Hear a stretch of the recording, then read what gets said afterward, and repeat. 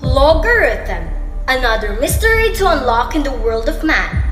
Join us as we understand applications, equations, definitions, and graph. Hello everyone!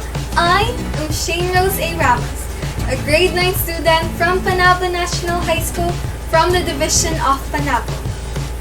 I am here to teach you another topic using the Casio FX CG50 graphing calculator.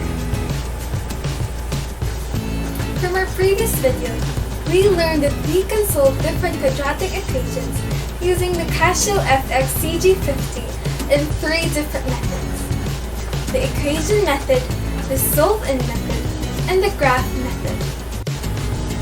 For our next topic, we are going to be learning about calculating measures of central tendency and creating a box and whisker plot using a Casio FX CG50. Let's go! Take a look at this example. From this data, we are going to find the following: the mean, the standard deviation, the median, the interquartile range, and the box and whisker plot of this data using a scale of 1 cm to represent 2 centimeters. Click menu and move your cursor to statistics. Click execute. As you can see, there is a table where we can insert our data. In list 1, we are going to put the height. And in list 2, we are going to put the numbers. Inserting the data is easy. All you have to do is type in the number and click execute. Now do the same for the other data.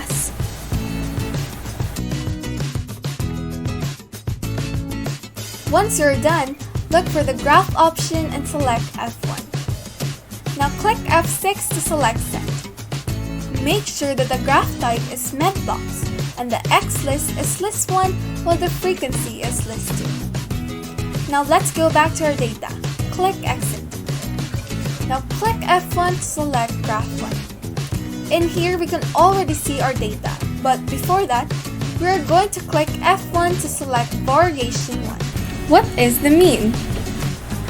In here, we can see the mean, which is 179.56. It is the arithmetic average of our data, which means a lot of the students have the height near this number.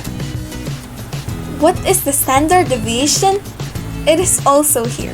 The standard deviation of this data is 4.56. It is the distance of the scores from the mean.